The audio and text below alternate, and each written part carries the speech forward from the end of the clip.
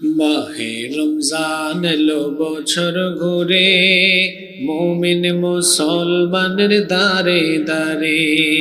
মাহে রমজান এলো বছর ঘুরে, মুমিন মুসলমানের দারে দারে। রহমতেরি বাণী নিয়ে, মাগফিরাতের পয়গাম নিয়ে, রহমতেরি বাণী নিয়ে, মাগফিরাতের পয়গাম নিয়ে, এলো সবার মাঝে আবার ফিরে। মাহে রমজান এলো বছর ঘুরে, মুমিন মুসলমানের দারে দারে। মাহে রমজান এলো বছর ঘুরে, মুমিন মুসলমানের দারে দারে। গুনাহ মাফের এই তো সুযোগ, আল্লাহর প্রিয় হওয়ার এই তো সুযোগ। গুনাহ মাফের এই তো সুযোগ, আল্লাহর প্রিয় হওয়ার এই তো সুযোগ। এই সুযোগে নাও গো তুমি, এই সুযোগে নাও গো তুমি, আল্লাহর রঙে জীবন রঙিন করে। মাহে রমজান এলো বছর ঘুরে, মুমিন মুসলমানের দারে দারে। মাহে রমজান এলো বছর ঘুরে, মুমিন মুসলমানের দারে দারে। পাপী তাপী আইরে ছোটে, আল্লাহর রহম তোরা নেরে লুটে। পাপী তাপী আইরে ছোটে, আল্লাহর রহম তোরা নেরে লুটে। পাহাড় সমান পাপের বোঝা, পাহাড় সমান গুনার বোঝা, দেবেন রহিম সবই ক্ষমা করে। মাহে রমজান এলো বছর ঘুরে, মুমিন মুসলমানের দারে দারে।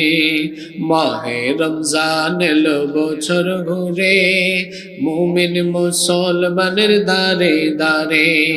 রহমতেরি বাণী নিয়ে, মাগফিরাতের পয়গাম নিয়ে, রহমতেরি বাণী নিয়ে, মাগফিরাতের পয়গাম নিয়ে, এলো সবার মাঝে আবার ফিরে। মাহে রমজান এলো বছর ঘুরে, মুমিন মুসলমানের দারে দারে।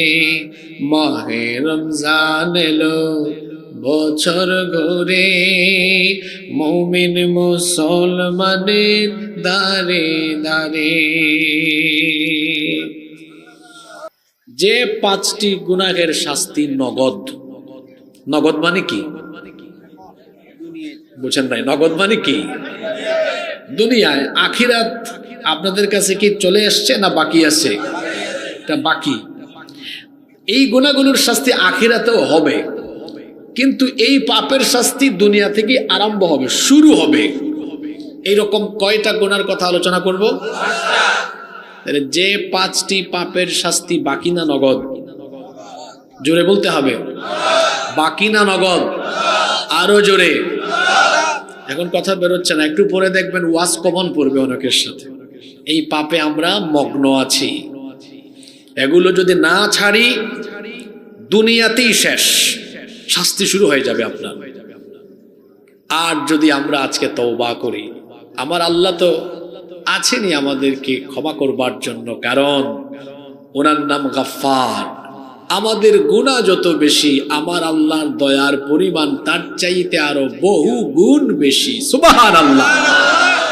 আজ যদি আমরা এখানে তওবা করে জীবন পরিবর্তনের সিদ্ধান্ত নিয়ে বাড়ি ফিরে যাই, আমাদের সব গুনাহ মাফ করবেন কে? আল্লাহ। এজন্য আমরা হতাশ হব না। এই গুনাহ যদি আমরা এতদিন করেও ফেলি, ফিরে আসবো আজকে, তওবা করে ফেলবো, মাফ করে দিবেন কে? আল্লাহ। আর এগুলো শোনার পরেও যদি এমন হয়, ওই যে আল্লাহ কোরআনে বলেছেন, লাহুম কুলুবুল লা ইয়াফকাহুনা বিহা, কলব আছে, অন্তর আছে, বুঝে না, এরকম যদি হন আপনি, শাস্তি কিন্তু নগদ। শাস্তি এরকম কয়টা গুনাহ? 5টা গুনাহ নিয়ে আজকে কথা বলবো। শুরু হয়ে যাচ্ছে কিন্তু, এই যে শুরু। নাম্বার 1, 1 নাম্বার, জুলুম। জুলুমের শাস্তি নগদ না বাকি? পরকালে তো খবর আছে, ফেরেশতার বাড়ি একটাও কিন্তু, বুঝতেছেন তো? এটা বাকি বাকি, কিন্তু নগদও আছে। পৃথিবী সৃষ্টির পর থেকে নিয়ে আজ পর্যন্ত কোন জালেমকে আল্লাহ ইজ্জতের মউত দেন নাই।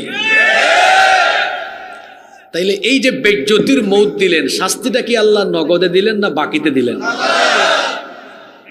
আপনারা কি আমার দেশে দেখেন নাই যারা জুলুম করেছে বছরের পর বছর, আল্লাহ এদেরকে এমন বেজ্জত করেছেন যে এরা চোরের মতো আস্তে করে দেশ থেকে পালিয়ে চলে গেছে।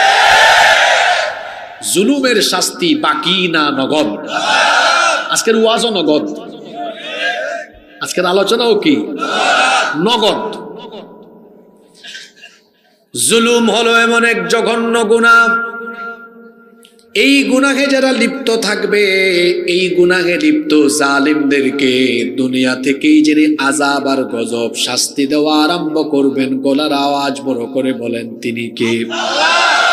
এজন্য খবরদার, কখনো কারো উপর জুলুম করতে যাবেন না, কারণ উপরে কতটা জুলুম করে কেউ সেটা না জানলেও এর খবর যার কাছে আছে তিনি কে? এজন্য রব্বুল আলামিন কোরআনুল কারীমের 14 নম্বর সূরা, সূরা ইব্রাহিমের 42 নম্বর আয়াতে বলছেন, ওয়ালা তাহসাবান্নাল্লাহু গাফিলান আম্মা ইয়ামালু যালিমুন ইন্নামা ইউআখিরুহুম লিয়াউমিন তাশখাসু ফীহিল আবসার। আল্লাহ তাআলা বলছেন, জালেমরা যেন এটা ধারণা না করে, তারা যেন মনে না করে যে তাদের জুলুম সম্পর্কে আল্লাহ বেখবর, আল্লাহ গাফেল, এটা যেন তারা মনে না করে, বরং কার উপরে কতটা জুলুম হচ্ছে এর সবটুকু খবর যার কাছে আছে তিনি কে? সে আল্লাহর কাছে খবর আছে, কিন্তু তিনি জালেমদেরকে একটু সময় দেন, ঢিল দেন, অবকাশ দেন। আল্লাহ দেখেন এই জালিম তওবা করে ফিরে আসে কিনা, আল্লাহর জন্য একটু সুযোগ দেন, একটু সময় দেন। জালিমদেরকে আল্লাহ ছাড় দিলেও তিনি কিন্তু ছেড়ে দেন না। এই জন্য বুখারী এবং মুসলিম শরীফের হাদিস, আবু মুসা আল আশআরী রাদিয়াল্লাহু আনহু এই হাদিসের বর্ণনাকারী সাহাবী, তিনি বলছেন আল্লাহর নবী বলেছেন, ইন্নাল্লাহা লা ইউমলি লিয-যালিম, নিশ্চয়ই আল্লাহ তাআলা জালিমকে সুযোগ দেন, সময় দেন, অবকাশ দেন, কিন্তু তিনি জালিমকে ছাড়েন না। ফাইদা আখাযাহু লাম ইউফলিতহু, আল্লাহ ধরেন না, কিন্তু যখন আল্লাহ ধরেন তখন আর ছাড়েন না। এজন্য আল্লাহ সূরা বুরুজের মধ্যে বলেছেন, ইন্না বাতাশা রাব্বিকা লাশাদীদুন ইন্নাহু হুয়া ইউবদিউ ওয়া ইউঈদ। ইন্না বাতাশা রাব্বিকা লাশাদীদ, নিশ্চয়ই তোমার রবের ধরা বড় কঠিন। তিনি ধরেন না, ধরেন না, ধরেন না, কিন্তু যখন তিনি ধরেন তখন আর ছাড়েন না, 14 গোষ্ঠী সুদ্ধা ধ্বংস করে দেন। আল্লাহু আকবার। সেই আল্লাহ কি বলছেন শোনেন, কোরআনুল কারীমের 22 নম্বর সূরা, সূরাতুল হজের 45 নম্বর আয়াতে রব্বুল আলামিন বলছেন, ফাকাআইয়িম মিন ক্বরয়াতিন আহলাকনাহা ওয়া হিয়া খাওয়িয়াতুন ওয়া হিয়া যালিমাতুন ফাহিয়া খাওয়িয়াতুন আলা উরুশিহা ওয়া বিইরিম মুআত্তালাতিন ওয়া কসরিম মাশীদ। আল্লাহ তাআলা বলছেন, এমন বহু এলাকা, এমন বহু জনপদ আছে যেই জনপদের অধিবাসীরা ছিল জালিম, তাদের জুলুমের কারণে আমি আল্লাহ যখন তাদেরকে ধরেছি, যখন তাদেরকে পাকড়াও করেছি, তাদের বাড়ি ঘরের ছাদ আমি মাটির সাথে মিশায় দেয়া ধ্বংস করে দিয়েছি, তাদের এলাকার কুয়াকে আমি পরিত্যক্ত বানিয়ে দিয়েছি, ওয়া কসরিম মাশীদ, তারা যে মানুষের উপর জুলুম করে করে নিজেরা সুরম্য অট্টালিকা তৈরি করেছে, আমি আল্লাহর গজব যখন তাদের উপর এসেছে, সুরম্য অট্টালিকাকে মাটির সাথে মিশায়া দেওয়ার ব্যবস্থা আমি করে দিয়েছি। আল্লাহু আকবার। আল্লাহ বলছেন এইভাবে করে যুগে যুগে যুগে যুগে জালিমদেরকে আমি কেমনে পাকড়াও করেছি। বান্দা শোনো, কোরআনুল কারীমের 29 নম্বর সূরা সূরাতুল আনকাবুতের 40 নম্বর আয়াতে রব্বুল আলামিন বলছেন, ফাকুল্লান আখাযনা বিযামবিহি ফামিনহুম মান আরসালনা আলাইহি হাসিবা ওয়া মিনহুম من أخذته الصيحة ومنهم من خسفنا به الأرض ومنهم من أغرقنا وما كان الله ليظلمهم ولكن كانوا أنفسهم يظلمون। আল্লাহ তাআলা বলছেন, অতঃপর প্রত্যেককে আমি তাদের পাপের কারণে, জুলুমের কারণে ধরেছি, পাকড়াও করেছি। সূরা আনকাবুতের এই 40 নম্বর আয়াতে আল্লাহ তাআলা পৃথিবীর 4টি জালেম সম্প্রদায়ের উপরে আসা আল্লাহর গজবের বিবরণ দিয়েছেন। জোরে বলেন তো, এই আয়াতে আল্লাহ কয়টা জালিমের উপরে আল্লাহর গজবের বিবরণ দিয়েছেন? আস্তে বলবেন না, বীর পুরুষের মতো বলেন, কয়টা? আল্লাহ বলছেন, ফামিনহুম মান আরসালনা আলাইহি হাসিবা, কাউকে কাউকে তাদের জুলুমের কারণে আসমান থেকে আমি পাথর কুচির বৃষ্টি পাঠিয়ে 14 গোষ্ঠী ধ্বংস করে দিয়েছি। ওয়া মিনহুম মান আখাযাতহু সাইহা, কাউকে কাউকে জুলুমের কারণে আসমান থেকে বজ্রনিনাদ পাঠিয়ে সমূলে ধ্বংস করে দিয়েছি। ওয়া মিনহুম মান খাসাফনা বিহিল আরদ, কারো কারো জুলুমের কারণে আমি জমিন উল্টায়া জালেমদেরকে একেবারে সমূলে মাটির তলায় ধসায়া দিয়েছি। ওয়া মিনহুম মান আগরাকনা, আর কাউকে কাউকে তাদের জুলুমের কারণে আমি পানির তলায় ডুবাইয়া মেরেছি। আমাদের সবার জন্য পানির অপর নাম জীবন হলেও ফেরাউনের জন্য পানির অপর নাম মরণ করে দিয়েছেন কে? আল্লাহ।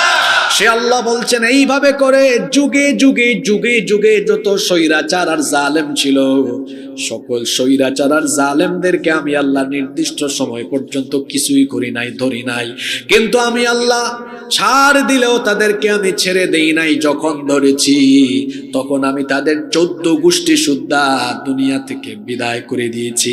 আমার দেশেও আপনারা চোখের সামনে দেখেছেন, যারা বছরের পর বছর ধরে আলেম উলামার উপরে, নিরীহ জনগণের উপরে, ভালো মানুষদের উপরে জুলুম নির্যাতনের স্টিম রুলার চালিয়েছে, আল্লাহ তাআলা এদেরকে কয়েক বছর সুযোগ দিলেও আল্লাহ যখন ধরেছেন স্কুল কলেজের ছোট ছোট বাচ্চাদেরকে দিয়া বেইজ্জত বানায় আল্লাহ তাদেরকে দেশ থেকে বিতাড়িত করার ব্যবস্থা করেছে। তাহলে বোঝা গেল আল্লাহ ধরে না, ধরে না, ধরে না, কিন্তু যখন আল্লাহ ধরে তখন আর, এটা আল্লাহর সুন্নত। এজন্য হাদিসে কুদসিতে এসেছে, আল্লাহ তাআলা বলেছেন, ইয়া ইবাদি, হে আমার বান্দারা শোনো, ইন্নী হারামতুয যুলমা আলা নাফসি, নিশ্চয় আমি আমার নিজের উপরে জুলুম হারাম করে দিয়েছি। ওয়াজআলতুহু বাইনাকুম মুহাররামান ফালা তাযালামু, আমি তোমাদের উপরও জুলুম করা হারাম করে দিচ্ছি, খবরদার কখনো কারো উপর জুলুম করো না, কারণ আমার আল্লাহ মজলুমের পক্ষে, জালিমের বিপক্ষে। এজন্য আল্লাহর নবী বলেছেন, ইত্তাকু দাওয়াতাল মাজলুম, মজলুমের বদদুয়া থেকে তোমরা নিজেকে বাঁচাও, কারণ মজলুম যখন আল্লাহর কাছে দোয়া করে আল্লাহ মজলুমের দোয়া ফিরাইয়া দেন না। মজলুমের চোখের পানি আল্লাহর গজব হিসাবে জালিমের উপর আবির্ভূত হয়। যুগে যারা বছরের পর বছর ধরে নিরীহ আলেম উলামাদেরকে মাদ্রাসা থেকে, মসজিদ থেকে, অফিস থেকে উঠায়া নিয়া তারপরে সামনে ককটেল আর অস্ত্র শস্ত্র দিয়া জঙ্গি জঙ্গি নাটক খেলায়া আলেমদেরকে জেলখানায় রেখেছে, সেই আলেমরা রাতের বেলা যখন কষ্ট পেয়ে পেয়ে তাহাজ্জুদের নামাজে চোখের পানি ছেড়েছে, মজলুমদের সেই চোখের পানি জালেমদের জন্য গজব হিসাবে আবির্ভূত হয়ে জালেমদের জন্য এই ধ্বংস অনিবার্য হয়ে গিয়েছে। মজলুমের চোখের পানি বড় মারাত্মক। মজলুমের চোখের পানি বড় মারাত্মক। আল্লাহর নবী বলেছেন ওয়া ইন কানা কাফিরান, যদি কোনো মজলুম কাফেরও হয়। কথাটা খেয়াল করেন, হাদিসটা বোঝার চেষ্টা করেন। আল্লাহর নবী বলেছেন ওয়া ইন কানা কাফিরান, যদি কোনো মজলুম কাফেরও হয়, মনে রেখো ফা ইন্নাহু লাইসা দুনাহা হিজাব, এই কাফির তো আল্লাহর উপর ঈমানও আনে নাই, কিন্তু কোন মুসলমান যদি কোনো কাফিরের উপর জুলুম করে, আল্লাহ তখন জালিম মুসলমানের বিরুদ্ধে আর মজলুম কাফেরের পক্ষে। আল্লাহু আকবার। তার মানে বোঝা গেল মুসলিম না ও মুসলিম, ঈমানদার না বেঈমান, এটা আল্লাহ দেখবেন পরে, জালিম না মজলুম সেটা আল্লাহ দেখবেন আগে। এজন্য আল্লাহর নবী বলেছেন উনসুর আখাকা যালিমান আও মাজলুমা, তোমার ভাইকে তুমি সাহায্য করো, সে যদি জালিম হয় সাহায্য করো, মজলুম হলেও সাহায্য করো। আপনারা আছেন না ঘুমাই গেছেন? হাদিসটা কিন্তু সেনসিটিভ, বুঝতে হবে। উনসুর আখাকা যালিমান আও মাজলুমা, আল্লাহর নবী বললেন তুমি তোমার ভাইকে সাহায্য করো, জালিম হলেও সাহায্য করো, মজলুম হলেও সাহায্য করো। রাসূলের সাহাবীরা বললেন নবী আপনার কথা আমরা বুঝলাম না, মজলুমকে তো সাহায্য করবে এটা বুঝেছি, কিন্তু জালিমকে আবার সাহায্য করা যায় কেমনে? বুঝতেছেন?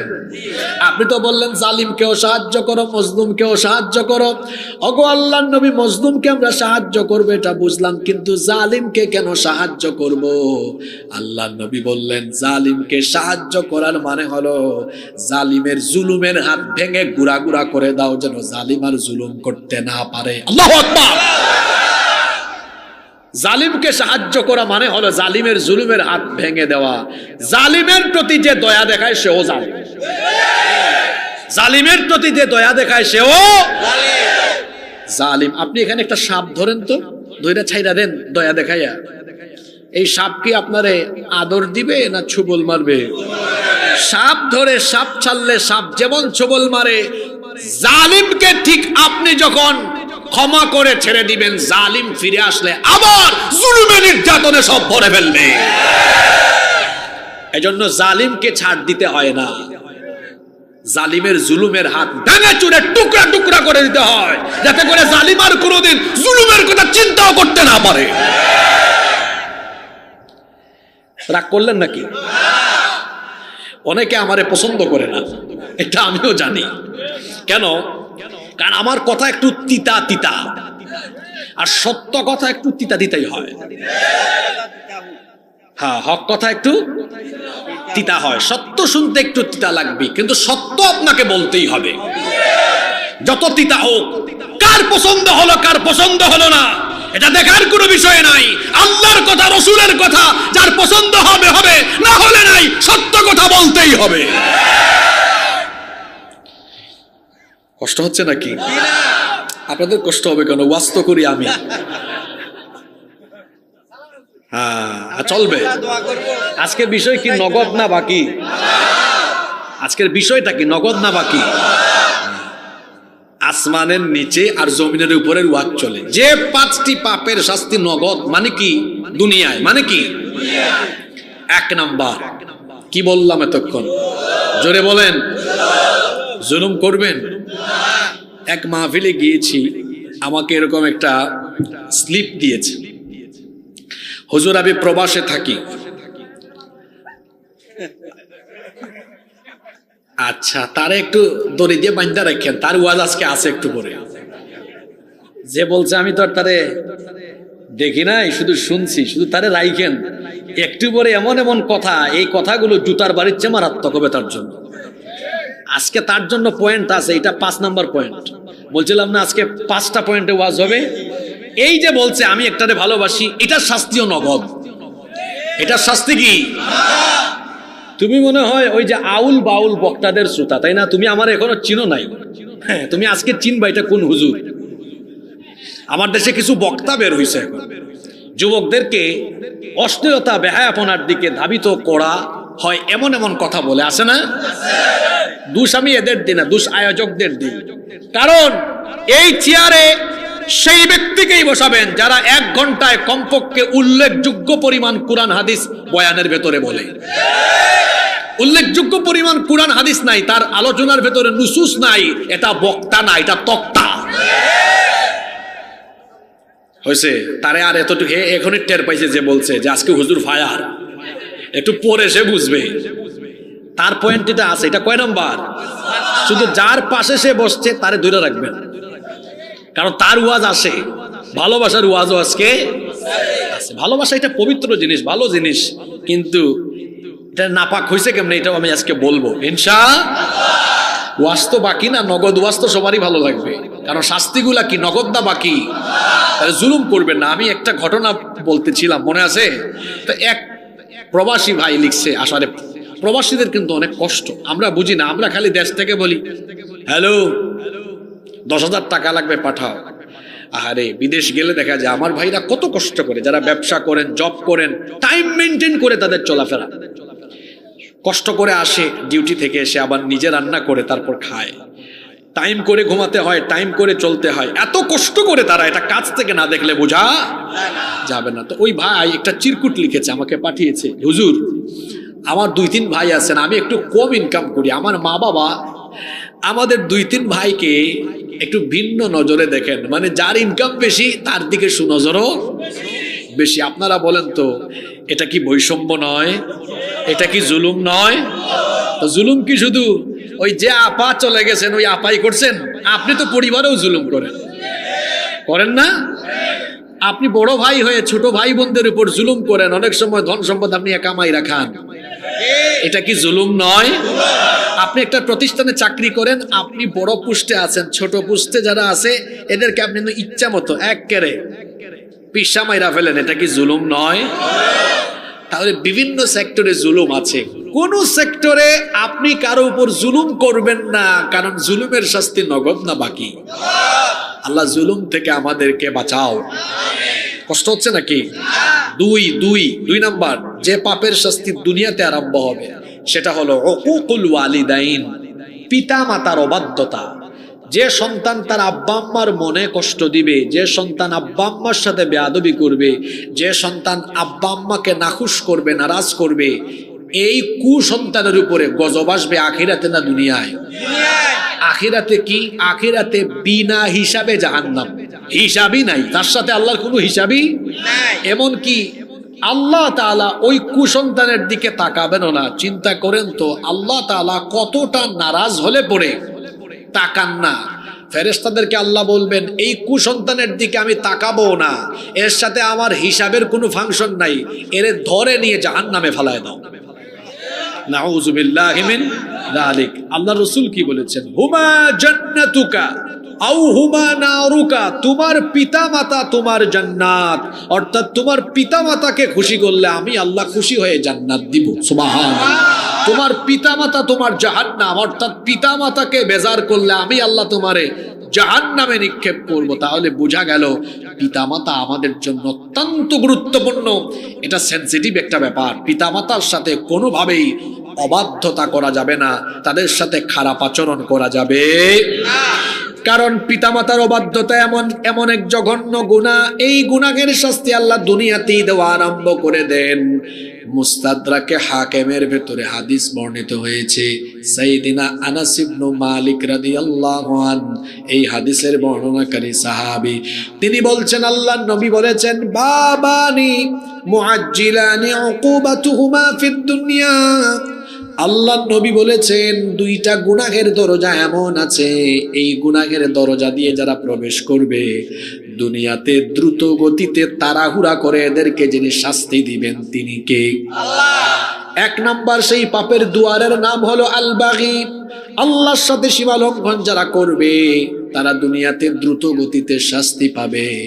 দুই নম্বরে আল্লাহর নবী বললেন উকুকুল ওয়ালিদাইন, পিতামাতার অবাধ্য হবে যারা, দুনিয়াতে দ্রুত গতিতে আল্লাহর তরফ থেকে শাস্তি পেয়ে যাবে তারা। এজন্য পিতামাতার সাথে আজে বাজে আচরণ করবেন না, ধমকাবেন না, চোখ মোটা করে কথা বলবেন না, গলার আওয়াজকে বড় করবেন না, রাগ করে কথা বলবেন না, ঝিরকে দিবেন না, ধমক দিবেন না। কারণ যদি আব্বা আম্মার মনে কষ্ট চলে আসে, আব্বা আম্মা কষ্ট পেলে কষ্ট পান কে? আব্বা আম্মাকে যদি আপনি নাখুশ করেন, আপনার উপর নাখুশ হবেন কে? খবরদার আমার যুবক ভাইয়েরা, বাবা মায়ের সাথে কখনোই খারাপ আচরণ করবেন না। কারণ যদি আপনার পিতামাতা আপনার উপর নারাজ হয়ে যান, এই দুনিয়াতেই আপনার উপর আযাব চলে আসবে, গজব চলে আসবে, শাস্তি চলে আসবে। পিতামাতার খেদমত যদি আপনি না করেন, পিতামাতাকে যদি আপনি অসন্তুষ্ট করেন, ভিক্ষা করে করে চলা লাগবে এমন জীবন আপনাকে আল্লাহ দিয়ে দিবেন। অভাব অনটন, দুর্ভিক্ষ, অশান্তি, বালা মুসিবত, বিপদ আপদ আপনাকে ছাড়বে না। আর যদি আপনি পিতামাতাকে সন্তুষ্ট করেন, আল্লাহ সব সময় আপনার উপর সন্তুষ্ট থাকবেন। আর যে ব্যক্তির উপর আল্লাহ সন্তুষ্ট থাকবেন, তার জীবনে সুখ আসবে, শান্তি আসবে। আল্লাহর নবী বলেছেন, রিদাল্লাহু ফি রিদাল ওয়ালিদাইন ওয়া সাখাতুল্লাহি ফি সাখাতিল ওয়ালিদাইন। তিরমিজি শরীফের হাদিস। আল্লাহর নবী বলেছেন, পিতামাতার সন্তুষ্টিতে আল্লাহ সন্তুষ্ট, পিতামাতার অসন্তুষ্টিতে আল্লাহ অসন্তুষ্ট। এজন্য আপনি আপনার আব্বা আম্মাকে খুশি করেন, আব্বা আম্মাকে রাজি করেন। যদি আপনার আব্বা আম্মা খুশি হয়ে আপনার জন্য একটু মন থেকে দোয়া দেয়, যদি একটু মন থেকে দোয়া দেয়, কিংবা যদি একবার মুচকি আসে, মনে রাখবেন আল্লাহর আরশ আপনার উপরে তখন খুশি হয়ে যাবে।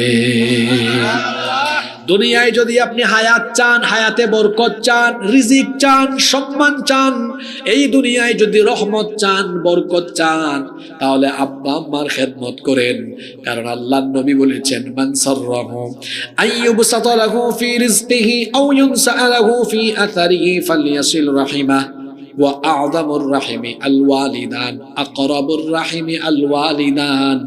আল্লাহর নবী বলেছেন, যে ব্যক্তি দুনিয়াতে তার হায়াতে, তার রিজিকে, তার জীবনের মধ্যে বরকত চায়, তার উচিত হলো তার পিতামাতার খেদমত করা। পিতামাতার যদি খেদমত করতে পারে, উপরে মাথার উপরের আসমান থেকে, পায়ের তলার জমিন থেকে, উপরে নিচে উভয় জায়গা থেকে তার জন্য রহমত আর বরকতের দুয়ার যিনি খুলে দিবেন, তিনি কে? আপনার কোনো কিছুর অভাব হবে না যদি আব্বা আম্মাকে খুশি করতে পারেন।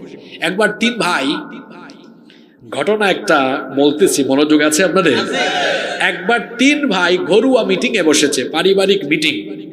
বড় ভাই ছোট দুই ভাইকে বলতেছে, দেখো আমরা তো তিন ভাই, আমরা আব্বা আম্মাকে একটু ভাগ করে করে খাওয়াই। আমি 10 দিন, মেজো ভাই তুমি 10 দিন, ছোট ভাই তুমি আরো 10 দিন। 3 10 কত হইল? মেজো ভাই আপত্তি করলো, বলল ভাই মাত্র 10 দিন 10 দিন, আমার মনে হয় এটা না করে আমরা 1 মাস 1 মাস করি। আপনি 1 মাস, আমি 1 মাস, আর ছোট ভাই আরো 1 মাস। ছোট ভাই শোনার পরে বলল, ভাই আমি আপনাদের দুইজনের সাথে একমত না, আপনারা এক কাজ করেন, আমি তো আপনাদের ছোট ভাই, ছোট ভাই হয়ে আমি আপনাদের দুই বড় ভাইয়ের কাছে দাবি পেশ করছি, আব্বা আম্মাকে 10 দিন 10 দিন 10 দিন বা 1 মাস 1 মাস 1 মাস ভাগ করার কোনো দরকার নাই, সারা জীবনের জন্য আব্বা আম্মাকে আমার কাছে দিয়ে দেন। তো সুবহানাল্লাহ পড়িয়েন না, আগে বুঝেন না, পড়ছেন ভালো কথা, অসুবিধা নাই, খালি পড়লে হবে না, বুঝেন।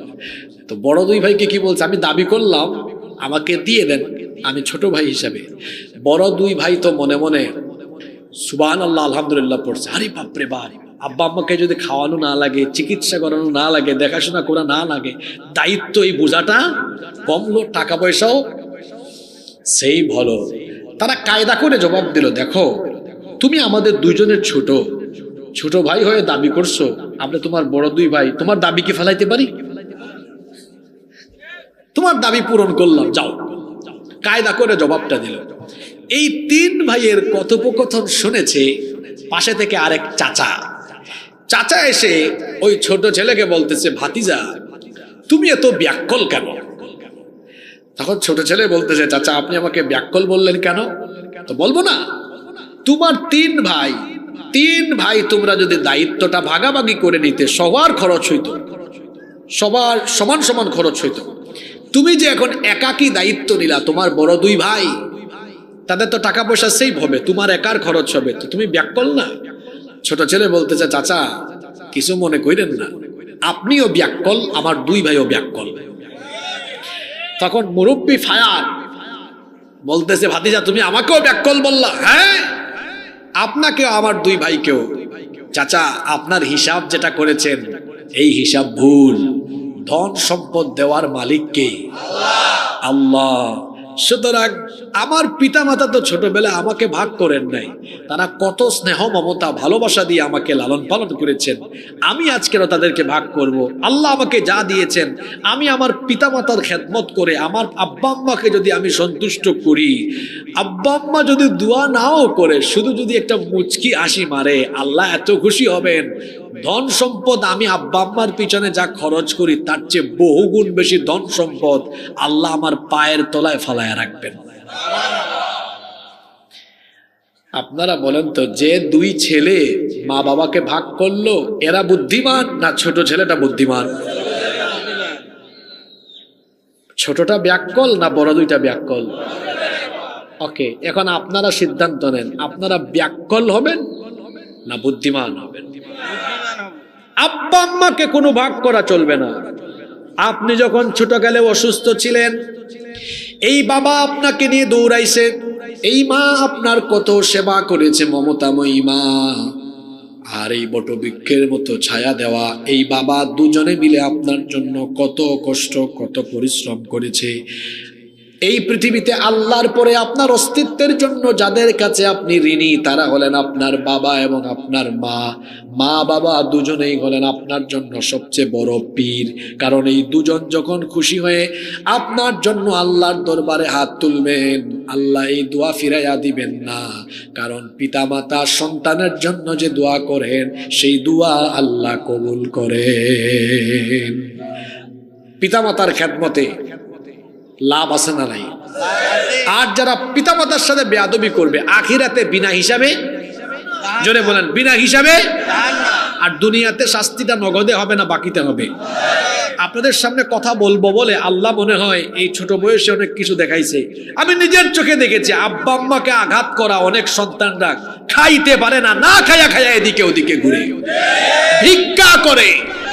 রোগবালাই অশান্তি বালা মুসিবত বিপদ আপদ তারে ছাড়ে না, কারণ এই পাপের শাস্তি নগদ না বাকি। 3 দিন আগে বিয়ে করেছে, এসে বলে, হুজুর আমার আব্বা আম্মা আমার বউয়ের উপর জুলুম করে, আমি কি করব? কি করবা মানে? জালিম কেন? আব্বা আম্মা কাফির হলেও আব্বা আম্মার খেদমত করতে হয়। বলেছেন কে? আল্লাহ। এক সাহাবী এসে রসুলকে বললেন, আমার আব্বা আম্মা দুজনেই কাফির, মুসলমান না, আমি কি করব? রসুল বললেন, বাড়ি যাও, কাফির আব্বা আম্মার খেদমত করো। সুবহানাল্লাহ পড়বেন না? আর 3 দিন আগে এক সকিনাকে বিয়ে করে বলে, আমার আব্বা আম্মা জুলুম করে। আরে মিয়া, বউ রাখো বউয়ের জায়গায়, আব্বা আম্মাকে রাখো আব্বা আম্মার জায়গায়। আর আপনার বউ আপনার আব্বা আম্মার বিরুদ্ধে এত কথা বলার সাহস কেমনে পায়? প্রথম দিনে টাইট দেন, খবরদার আমার আব্বা আম্মার ব্যাপারে কোনো শব্দ করবা না, শেষ, দেখবেন শেষ। আপনি নিজেই যদি চান্স দেন তো চান্স পাবে তো। বাবা মা বাবা মায়ের জায়গায়, আর বউ বউয়ের জায়গায়। পিতা মাতার পায়ের তলায় জান্নাত রেখেছেন কে? খবরদার আব্বা আম্মার সাথে বেয়াদবি করা যাবে না। এই পাপের শাস্তি নগদ না বাকি? কষ্ট হচ্ছে নাকি আপনাদের? বাকি 3টা বলবো না মোনাজাত দিয়ে দিব? এই 3টা কিন্তু সেনসিটিভ, এর জন্য 3টাই রাখছি আমি শেষে। 3টা বলবো। 3, কোন মুসলমানকে আপনি যদি বেইজ্জত করেন, তার মান সম্মান নষ্ট করেন, এটার শাস্তি নগদ। দুনিয়াতে আল্লাহ আপনাকে বেইজ্জত বানায়া ছাড়বেন। হাদিস পড়বো, তার আগে একটু আপনাদেরকে চোখে আঙ্গুল দিয়ে দেখাই। আমাদের দেশে ভাতের হোটেলের এক মালিক ছিল না? তার নামটা জানি কি? হারুন। হারুন, ওই ছেলেরা একটু মস্কারা করে হাউন আঙ্কেল বলে আর কি। আচ্ছা, এই হারুন কত আলেম ওলামাদের মানিজ্জত নষ্ট করার অপচেষ্টা করেছে, কি বলেন? করে নাই? এই যে একজন কওমি অঙ্গনের আলেম আছেন, ছোট, মাওলানা রফিকুল ইসলাম মাদানী, উনি ফেসবুকেও লিখেছে, উনি অনেক জায়গায় বলছেও, উনি যখন জেলে ছিল তখন ওনাকে জেল থেকে একদিন বের করে রাতের বেলা হাতির জিলে রাস্তার 2 দিকে ব্লক করে, তারপরে এক অসভ্য অর্ধনগ্ন মহিলাকে তার পাশে এনে ছবি তুলেছে। তিনি বললেন, আপনারা কেন এই কাজটা করলেন? বলল, রিমান্ডে যা বলবো স্বীকারোক্তি দিবেন, নইলে এই যে ছবি তুলছি না, একদম মানুষের সামনে এগুলা কি করব, ফাঁস করে আপনাকে বেইজ্জত বানায় ছাড়বো। তো মাওলানা রফিকুল ইসলাম মাদানী বলছেন, আমি সেদিন চোখের পানি ঝরিয়েছি আর আল্লাহকে বলেছি, আল্লাহ তুমি তো সব দেখছো। একটু আগে না আমি বললাম মজলুমের চোখের পানি জালেমের জন্য অভিশাপ হিসাবে গজব হয়ে ফিরে আসে। ভাতের হোটেলের মালিক ক্যামেরার সামনে মানুষকে ভাত খাওয়ায় আর ক্যামেরার আড়ালে কি করে তা তো আপনারা জানেন। আচ্ছা, এটা তো ভদ্র সমাজ, এখানে সব কথা আমি বলতেও পারবো না, কারণ আমার মুখের তো একটা লজ্জা আছে। এই হারুন আলেমদের চরিত্র নষ্ট করার কাজ করেছে, আল্লাহ তারে এমন বেইজ্জত বানাইছেন। কি বেইজ্জত বানাইছেন এটা যুবকরা জানেন কিনা? মানুষের মান সম্মান নষ্ট করবেন, দুনিয়াতে আপনাকে বেইজ্জত বানায় ছাড়বেন নগদে নগদে নগদে। তিনি কে? আর যে মহিলা পালিয়ে গেল চোরের মতো, এই মহিলার আরো যত অনুসারীরা আছে এরা মাঝে মাঝে চিল্লায়, তুমি একটু বেহায়া, তুমি একটা বেশরম, তুমি একটা বেলাস। এজন্য বলেছি, কারণ তোমাকে রেখে সে যে পালিয়ে গেল, তুমি কোন মুখে তার পক্ষে কথা বলো?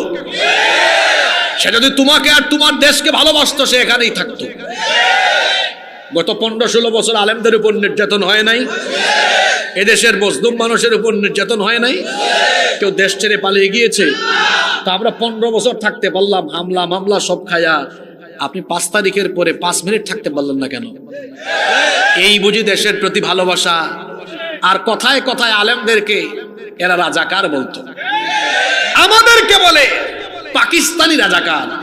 অথচ আমাদের পাসপোর্ট আছে, চেক করে দেখেন, জীবনে কোনোদিনও আমরা পাকিস্তান যাওয়া আসা করি নাই।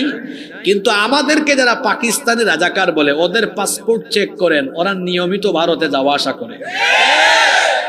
সুতরাং আমি বলতে চাই, আমাদেরকে যে অপবাদ দেওয়া হয় এই অপবাদ সম্পূর্ণ মিথ্যা। বরং আমরা বলতে পারি, যারা এই দেশকে ভারতের খাতে বিক্রি করে ভারতীয় সেবাদাস হিসাবে এই দেশকে পরিণত করতে গিয়ে যারা ব্যর্থ হয়েছে, অবশেষে তারা আবার ভারতে পালিয়ে গিয়ে তারা প্রমাণ দিয়েছে তারা হলো ভারতীয় রাজাকার। এই মহিলা করলো কি? এই কোরআনের বাগানের রূপকার, কোরআনের কিংবদন্তি খাদেম শহীদ আল্লামা সাঈদীকে ধর্ষণকারী, যুদ্ধাপরাধী, মানবতা বিরোধী এইরকম ট্যাগ, এইরকম অপবাদ দিয়ে উনার মান সম্মান নষ্ট করে উনাকে বাংলাদেশের জনগণ তাওহীদবাদী মুসলমানদের হৃদয় থেকে আলাদা করতে চেয়েছিল। কিন্তু এই মহিলা কি সফল হয়েছে?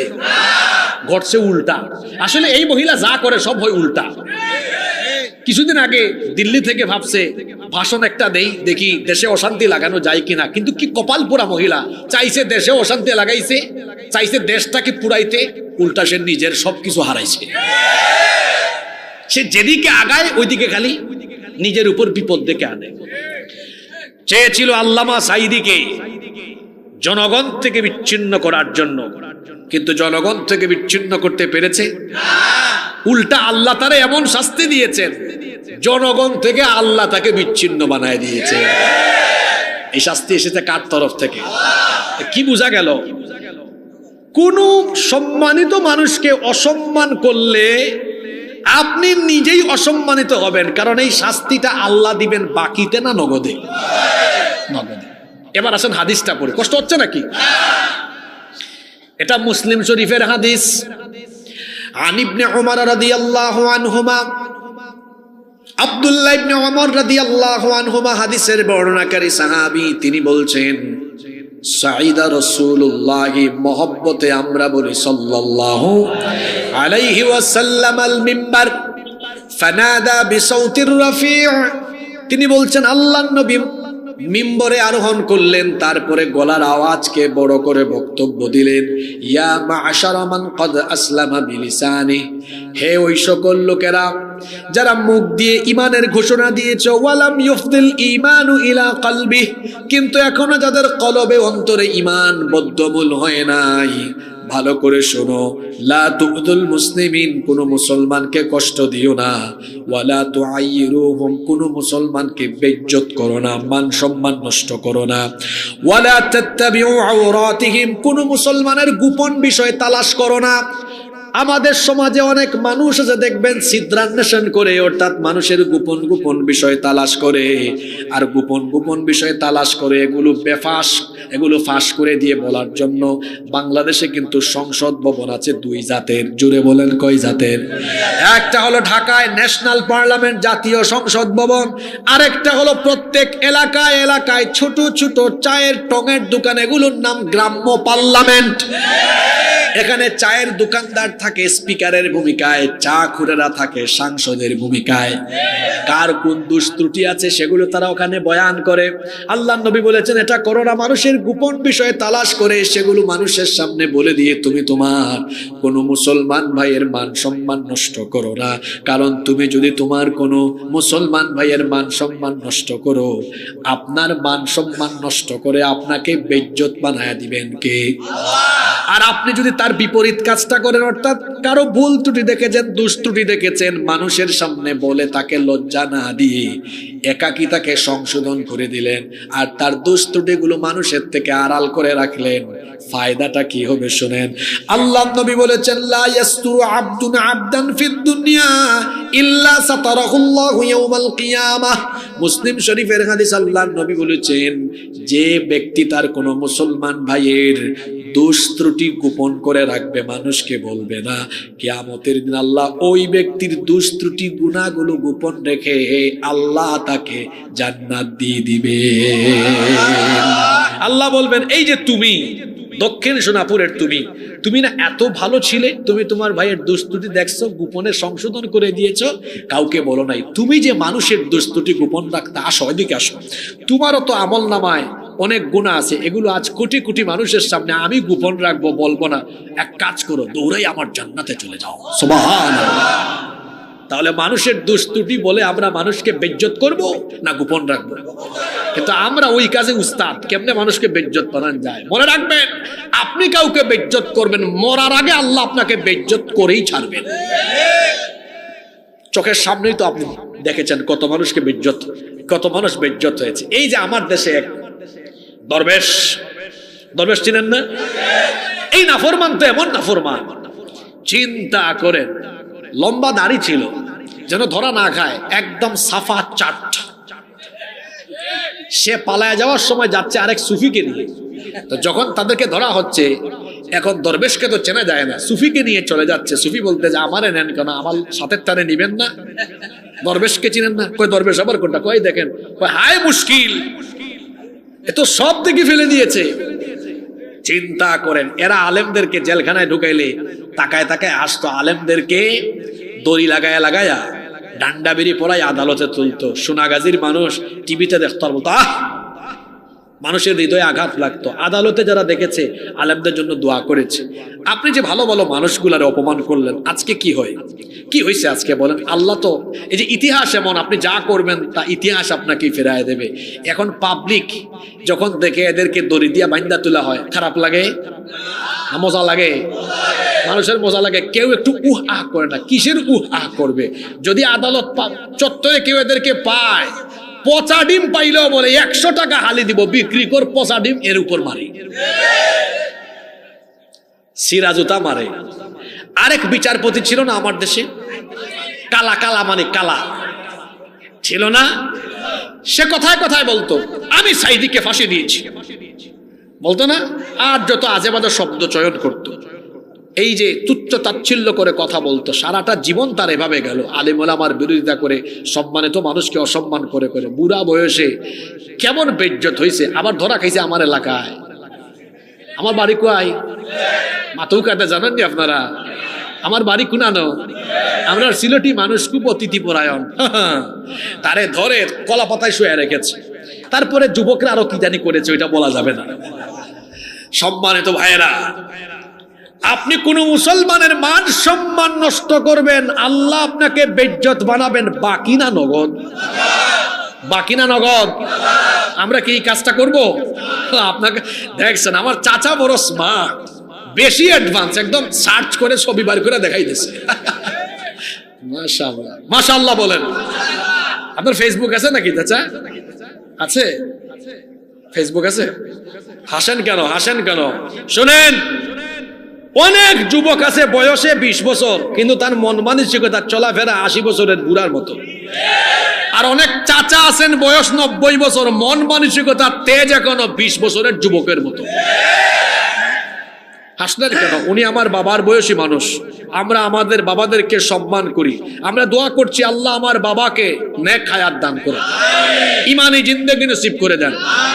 যাদের চুল দাড়ি সাদা হয়েছে আল্লাহ এদেরকে পছন্দ করেন। আপনি কেন হাসলেন? হ্যাঁ, আল্লাহ রসুল বলেছেন সে আমার উম্মত নয় যে বড়কে সম্মান করে না, ছোটকে স্নেহ করে না। তিনি তো আমাদের বাবার বয়সী। আপনি হাসলেন কেন?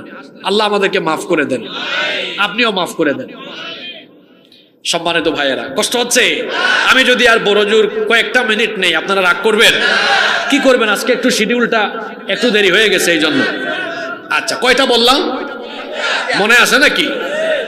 দেখি একটু পিছনে ফিরে যাই, একটু সবক নিয়ে নি। 1 নাম্বার, জুলুমের শাস্তি নগদ না বাকি? 2 নাম্বার, পিতামাতাকে কষ্ট দেওয়া। 3 নাম্বার, কোন মুসলমানের মান সম্মান নষ্ট করা। 4, শুনতেছেন আপনারা? হারাম খাওয়া, অন্যায় পথে অবৈধ পথে হারাম পথে পয়সা উপার্জন করে হারাম খাবে যাবা। হারাম খুররা শাস্তি পাবে দুনিয়াতে, নগদ না বাকি? নগদ, নগদ। হারামের শাস্তি নগদ, হারাম খুরের শাস্তি বাকি নয়। আল্লাহ নবী বলেছেন, আগে হাদিস শুনেন তারপরে আঙ্গুল দিয়ে দেখাবো কোথায় কোথায় কি হয়েছে। ইন্নাহা দাল মালা খাদিরাতুন হুলওয়া, আল্লাহ নবী বলেছেন নিশ্চয়ই দুনিয়ার ধন সম্পদ এগুলো সুমিষ্ট, চাকচিক্যময়, লোভনীয়। আল্লাহ নবী বলেছেন ফামান আখাযাহু বিহাক্কিহি ওয়া ওয়াদাহু ফি হাক্কিহি ফানি'মাল মাউনাতু হুয়া, যে ব্যক্তি বৈধ পথে সৎ পথে এই সম্পদ উপার্জন করে সৎ পথে ব্যয় করবে, আল্লাহ ওই ব্যক্তির সম্পদের মধ্যে বরকত দিবেন। সুবহানাল্লাহ। ওয়ামান আখাযাহু বিগাইরি হাক্কিহি, আর যে ব্যক্তি অন্যায় অবৈধ পথে এই সম্পদ অর্জন করবে, কানা কাল্লাযী ইয়াকুলু ওয়া লা ইয়াশবা, আল্লাহর নবী বলেছেন ওই ব্যক্তির উদাহরণ হলো সেই ব্যক্তির মতো যে ব্যক্তি খাবার খায় কিন্তু পেট ভরে না, পরিতৃপ্ত হয় না। এত সুন্দর উদাহরণ। নবীজি বলছেন হারামখোরের উদাহরণ হলো তার মতো যে খাবার খায় কিন্তু পেট ভরে না। তার মানে হারামখোর হলো এমন যারা হারাম খেতে খেতে হারামে অভ্যস্ত হয়। এই হারামখোরদের পেট আর দুনিয়ার কিছু দিয়ে ভরে। এদের পরিস্থিতি এমন হয়, এই হারামখোর দেখা যায় অন্যায় অবৈধ পথে টাকা কামায়, সুদ খায়, ঘুষ খায়, জনগণের টাকা মেরে খায়, দেশের সম্পদ লুট করে খায়, চাঁদাবাজি টেন্ডারবাজি করে, হারাম খাইতে খাইতে পেট ভরে না, হারাম পয়সা উপার্জন করে সোনাপুরে বাড়ি বানিয়েছে। লোভ কমে না, লালসা কমে না, কয় সোনাগাজীতে কত তাড়াতাড়ি আরেকটা বানান যায়। হারাম খাওয়া আরো বাড়ায়। সোনাগাজীতে যখন হয়ে যায় কয় একটু ফেনীতে বা চট্টগ্রাম শহরে করি, যদি করতে পারে হারাম খাওয়ার লেভেল আর একটু বাড়ায়, কয় তাড়াতাড়ি ঢাকায় বানাতে হবে। ঢাকায় বানানোর পরে হারাম খাওয়ার লেভেল আরো বাড়ায়। তার পার্টির লোকেরা যারা চাঁদাবাজি করে কয় আমার ভাগ আরো বাড়ায় দাও, খরচ তো বেড়ে গেছে। তখন দেখা যায় মাথায় চলে আসে এই যে আমি এত হারাম খাই, মানুষের উপর জুলুম করি, কোন সময় যে বিপদ আসে দেশ তারা লাগতে পারে। কানাডার বেগমপাড়া বা আমেরিকার নিউ ইয়র্কে সেকেন্ড হোম বানায় রাখি, ওখানেও বানায় রাখে। বানায় রাখার পরেও এই হারামখোরের হাজার হাজার কোটি টাকা থাকা সত্ত্বেও তারপরেও হারাম খাওয়া ছাড়ে না। কেন হারাম খাওয়া ছাড়ে না? আল্লাহ বলছেন আল হাকুমুত তাকাসুরু হাত্তা যুরতুমুল মাকাবির, প্রাচুর্যের প্রতিযোগিতা তাকে এমন ভাবে মত্ত রেখেছে কোনোদিন সে এখান থেকে আসবে না। হাত্তা যুরতুমুল মাকাবির, যতক্ষণ না সে কবরে পৌঁছায়। রাসূল বলেছেন এদের পেট কোনোদিনও ভরবে না, কেবলমাত্র পেট ভরবে সেই দিন 3.5 হাত কবরের মাটি তাকে গিলবে যেই দিন। এজন্য নবী বলেছেন ওয়ালা ইয়ামলা ফাহু ইল্লা তুরাব, 3.5 হাত মাটি ছাড়া এদের পেট জীবনেও ভরবে না। এত হারাম খায়। এদের উপমা হলো ওই ব্যক্তির মতো খাবার খায় কিন্তু পেট ভরে না। আমার দেশে চোর হলো 2 জাত। বুঝে থাকলে বলেন তো চোর কয় জাত? একটা অভাবের আর একটা স্বভাবের। এক লোক, তার ঘরের মধ্যে খাবার দাবার নাই, তার বউ বলতেছে, ওগো শুনছো, ঘরে কিন্তু কিছুই নাই। লোকটা যাচ্ছে দক্ষিণ সোনাপুরের পাশ দিয়ে, দেখছে পাশেই আছে ফুলকপির ক্ষেত, আছে আলুর ক্ষেত, ডানে বামে তাকায় দেখে কেউ নাই, 2-3টা ফুলকপি আর কিছু আলো লুঙ্গির চিপার ভিতরে ঢুকায় মারছে দৌড়। এই লোকটা অভাবের চোর না স্বভাবের চোর? অভাবের চোর। আরেক ব্যক্তি এসপি, ডিসি, সচিব, বড় বড় পোস্টে আছে, সরকার তাকে মাস শেষে বেতন দেয়, ঈদের সময় বৈশাখ মাসে ভাতা দেয়, তারপরে তাকে থাকার জন্য কোয়ার্টার, বাসা দেয়, গাড়িও দেয়। এরপরও তার কাছে গেলে টেবিলের নিচে হাত ঢোকায়, কয় এদিকে কিছু দিয়া যান। কিছু নিয়ে গেলে কয় বকশিস দেন, কলমের খুঁচায় দুর্নীতি করে। মানে আমার দেশের অবস্থা হলো যেন এমন, যে যত বড় দায়িত্ব পায় সে তত বেশি চুরি করে। দেখেন নাই আমার দেশ থেকে পলাতক ওই মহিলা কি বলে, আমার পিয়ন ছিল, কত কোটি টাকার মালিক, কি ছাড়া চলে না। আপনি এমন কেন গো, যে আপনি আপনার চারপাশে যে চোর ডাকাত লালন পালন করেছেন সেটা নিজের মুখে প্রকাশ করে দিয়ে আপনি যে চোর ডাকাতের জননী তা নিজেই প্রমাণ করেছেন। চিন্তা করেন, একজন পিয়ন। এই কথা শুনে অনেক ব্যবসায়ীরা বলবে, কেন যে এত কষ্ট করে ব্যবসা করি, ওখানে পিয়ন হইলে লাভ ছিল। সম্মানিত ভাইয়েরা, এই যে সরকার তাকে গাড়ি বাড়ি বেতন ভাতা দেয়, তারপরেও লোকটা যে এত চুরি করে, আপনাদের কি মনে হয় সে অভাবের চোর না স্বভাবের চোর? আমার দেশে অভাবের চোর বেশি না স্বভাবের চোর বেশি? সুতরাং জেন জি যারা কষ্ট করে ত্যাগ, রক্ত, জীবন দিয়ে এই দেশের নতুন স্বাধীনতা এনেছে, আমি আমার এই ভাইদের প্রতি আর দেশের সমস্ত মানুষের প্রতি আমি আমার একটি আবেদন পেশ করতে চাই। সেটি হলো এই, যে হারে এই দেশে স্বভাবের চোর আছে, এইভাবে করে বিভিন্ন গুরুত্বপূর্ণ চেয়ারে স্বভাবের চোর থাকলে দেশের পরিবর্তন হবে না। সুতরাং এই দেশের পরিবর্তন সাধন করতে হলে দেশের গুরুত্বপূর্ণ চেয়ারগুলো থেকে স্বভাবের চোরদেরকে সরায়া সেই চেয়ারগুলোতে কোরআনওয়ালা মানুষদেরকে বসাতে পারলে এই দেশের পরিবর্তন হবে। এজন্য কোরআনের ওয়াজ শুধু করলে হবে না, এই কোরআন শুধু মসজিদ, মাদ্রাসা আর মাহফিলে রাখলে চলবে না। এই কোরআনকে দেশের সর্বোচ্চ জায়গা, পার্লামেন্ট, সেক্রেটারিয়েট আর বঙ্গভবনে নিয়ে যেতে হবে।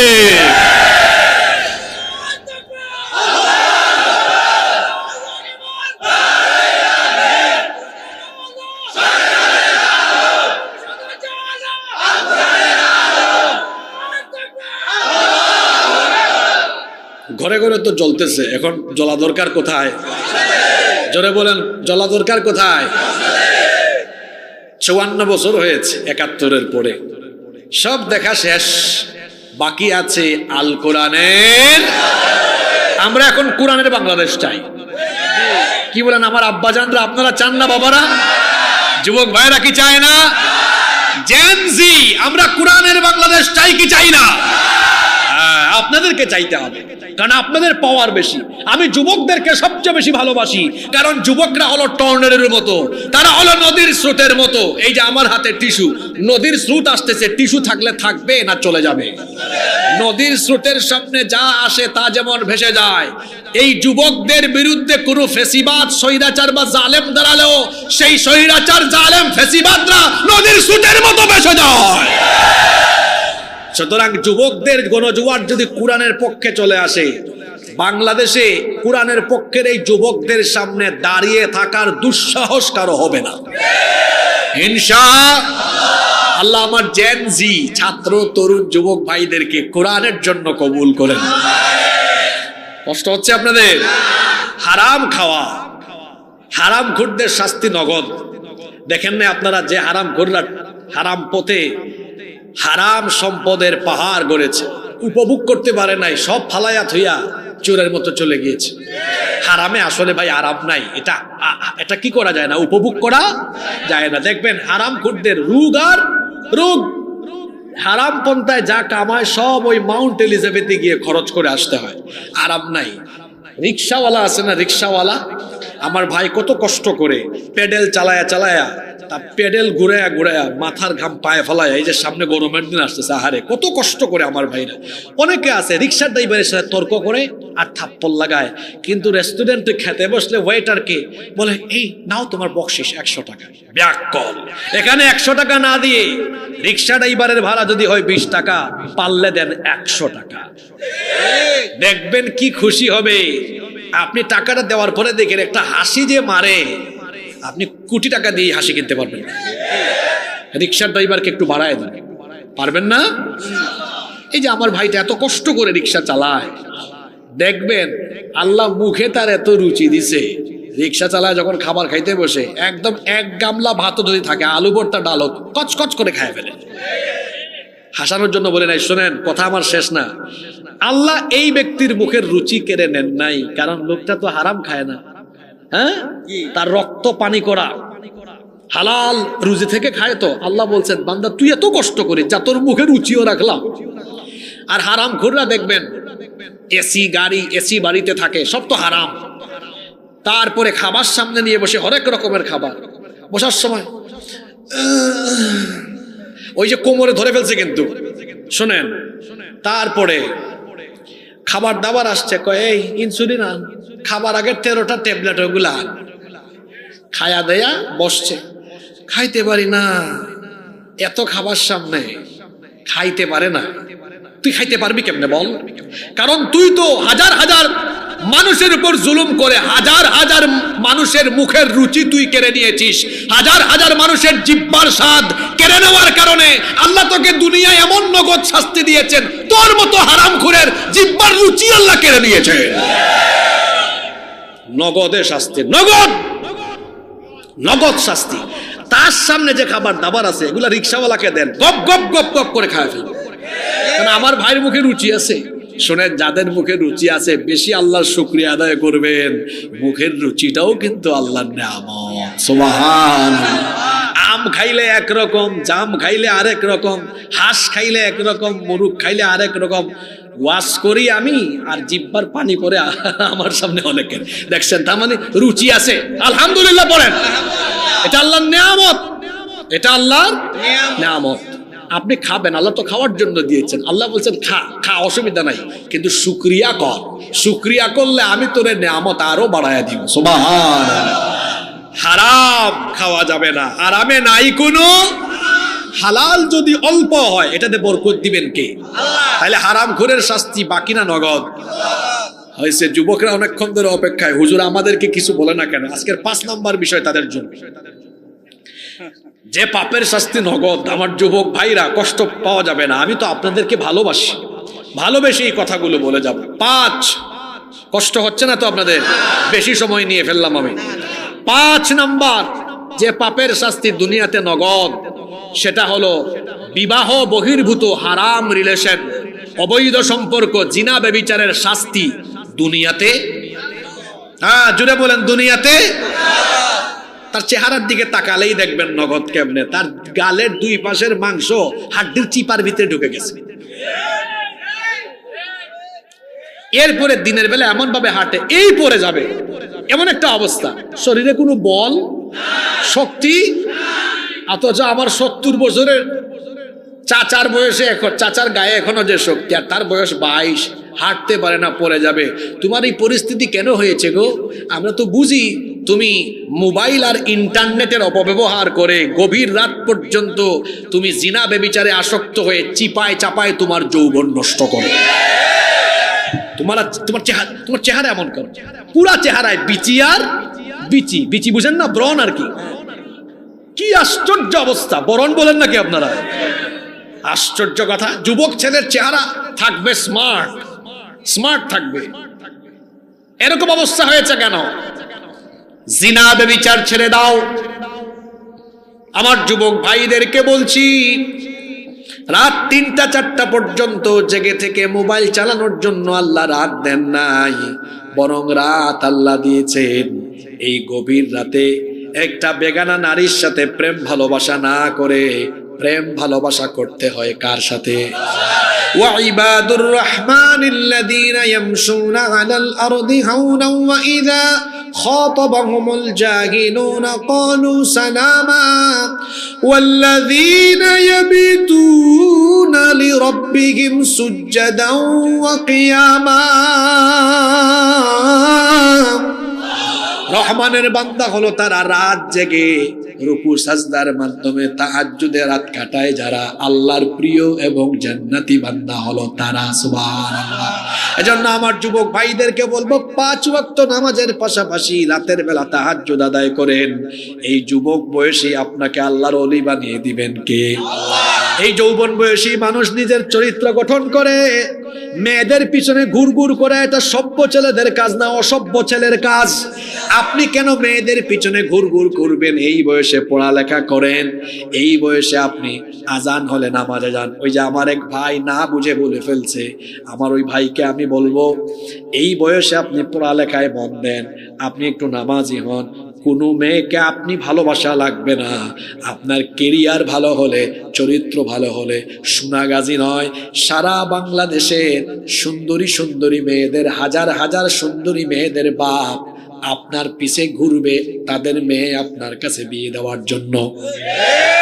আপনি কেন অসভ্যের মতো মেয়ের পিছনে ঘুরবেন? নিজেকে এমন যোগ্যতায় নিয়ে যান যেন মেয়ের বাপ মা আপনার পিছে ঘুরে, ওই যোগ্যতায় আপনি আপনাকে নিয়ে যান। জিনা ব্যভিচার এটা বড় মারাত্মক অপরাধ, এর শাস্তি আল্লাহ দুনিয়ায় দেন। একটা হাদিস খেয়াল করেন, ভালো করে শুনেন, কষ্ট হচ্ছে, শেষ কথাগুলো শুনেন। আল্লাহর নবী বলেছেন, ইদা জানার রাজুলু খারাজা মিনহুল ঈমান, যখন কোন ব্যক্তি জিনা ব্যভিচারে লিপ্ত হয়, আল্লাহ তখন ওই ব্যক্তির অন্তর থেকে ঈমান বের করে দেন। কানা আলাইহি কাযুল্লাহ, তার অন্তর থেকে ঈমান বের হয়ে এই শামিয়ানার মতো বা আকাশের মেঘখণ্ডের মতো ছায়ার ন্যায় ভাসতে থাকে। তার মানে বোঝা গেল, যখন কোনো ব্যক্তি ব্যভিচারে লিপ্ত হয় তার অন্তরে আর ঈমান থাকে না। যার অন্তরে ঈমান থাকে না সেটা ঈমানদার না বেঈমান। আমার যুবক ভাইরা আমার দিকে তাকান, এই যে রাসূলের হাদিস, আপনি জিনা ব্যভিচার করলে অন্তরে ঈমান থাকে না, ঈমান চলে যায়। এই যে রাতের বেলা গুগল শরীফ, ইউটিউব শরীফে ঢুকে চোখের জিনা, কানের জিনা করেন, ও আমার ভাই, এই যে জিনার কারণে আপনার অন্তর থেকে ঈমান বের হয়ে গেল। আপনি যে এভাবে ঘুমালেন, ও আমার ভাই, এই রাতের বেলা এই অবস্থায় আপনার মরণ হতে পারে কি পারে না? যদি এই অবস্থায় মরে যান গো ভাই, তাহলে আপনার পরকাল হাসর কি হবে শোনেন।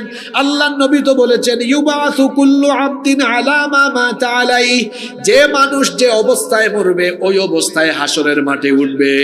তা আপনি যদি বেবিচারে লিপ্ত থেকে ঈমানহীন বেঈমান হয়ে মরেন, আপনার হাসর হবে ঈমানদারের সাথে না বেঈমানের সাথে? ও আমার ভাইয়েরা, পায়ে ধরে আপনাদেরকে বুঝায় যায় এই পথটা ছেড়ে দেন, নইলে বেঈমানের সাথে হাসর হবে। আপনাদের পা ধরে বুঝায়া যায়, তওবা করে ফেলেন, আল্লাহ মাফ করে দিবেন।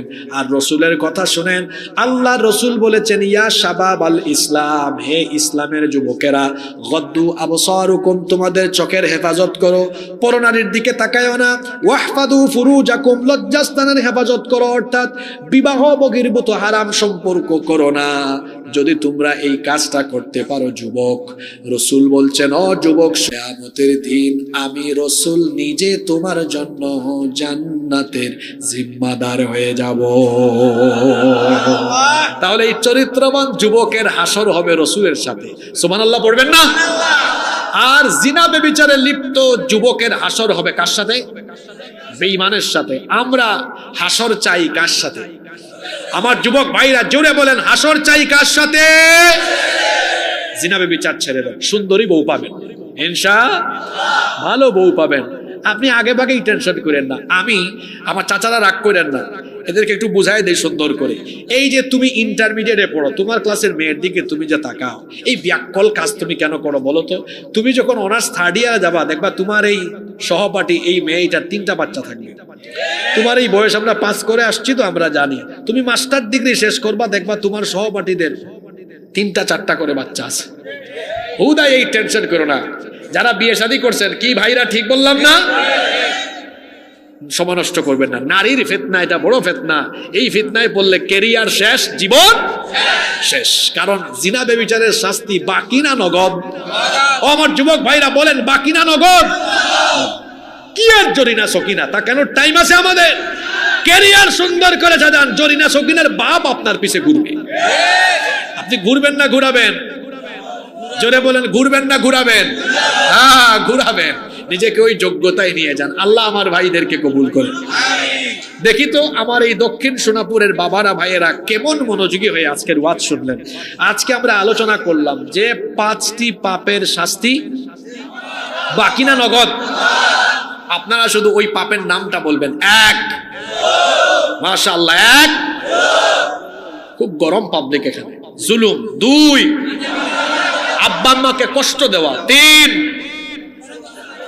কোন মুসলমানের মান সম্মান নষ্ট করা। 4, হারাম খাওয়া। 5, জিনা ব্যভিচার করা।